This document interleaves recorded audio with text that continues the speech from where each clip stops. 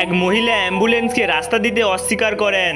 তখন এক ছাত্রী রাগে পাথর তুলে গাড়ি ভাঙার হুমকি দেয়। আশপাশের সবাই সেই মহিলার ব্যবহারের নিন্দা করতে শুরু করে। মহিলা লোক দেখানোর জন্য আহত হওয়ার ভান করে, কিন্তু পরক্ষণেই তার গাড়ি রাস্তার মাঝখানে পার্ক করে দেয়। অহংকারের সঙ্গে বলে এখন কেউ আর এগোতে পারবে না, কিন্তু সে জানতো না সেই অ্যাম্বুলেন্সেই রয়েছে তার নিজের মেয়ে।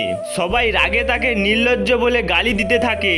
ঠিক সেই সময় তার হতাশ স্বামীর ফোন আসে। সে জিজ্ঞাসা করে কোন বাচ্চা বিল্ডিং থেকে পড়ে গেছে। মহিলা উদাসীন ভাবে বলে সে তো অন্য কারোর বাচ্চা, হয়তো মরেই যাবে। আমার মেয়ে তো খুব বুদ্ধিমতী, এমন ঝামেলায় কখনো পড়বে না। ডাক্তার বারবার অনুরোধ করেন তাকে একটু রাস্তা ছেড়ে দিতে, কিন্তু মহিলা শোনেন না। উল্টে সে চায় সেই ছাত্রী আগে তার কাছে ক্ষমা চায়। ছাত্রী তখনই ক্ষমা চেয়ে নেয়, কিন্তু মহিলার জেদ যে তাকে হাঁটু গেড়ে ক্ষমা চাইতে হবে। এই ঝগড়ার মাঝেই হঠাৎ এক নার্স দৌড়ে এসে বলে বাচ্চাটার দম নিতে কষ্ট হচ্ছে, আর দেরি করলে চলবে না। ডাক্তার আবারও অনুরোধ করে মহিলাকে রাস্তা ছাড়তে বলে, কিন্তু সে নড়েও না। মেয়েটিকে বাঁচাতে ডাক্তার নিজেই হাঁটু গেড়ে ক্ষমা চান, তবুও মহিলা বলে না, ওই ছাত্রীকেই হাঁটু গেড়ে ক্ষমা চাইতে হবে।